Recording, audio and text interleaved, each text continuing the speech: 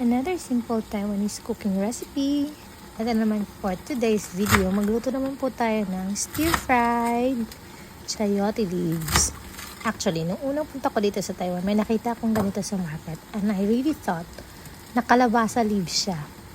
Grabe, pinahirapan pa ako magluto. Talagang tinanggalan ko pa kinaliskisan ko yung ano ba to? Yung mga leaves kasi akala ko talaga yun pala.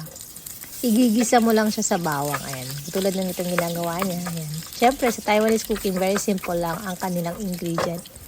Bawang lang. Pwede na.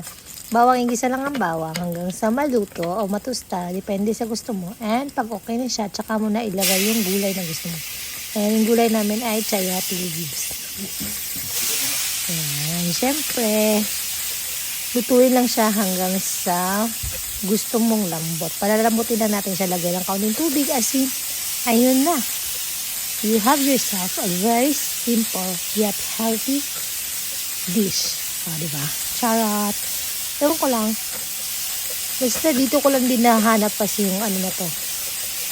Hindi ko to nahahanap sa Pinas. Hindi ko pa to natitikman sa Pinas. Dito lang din. Ewan ko, siguro meron. Meron ba dito sa Pinas? Comment naman kayo, guys.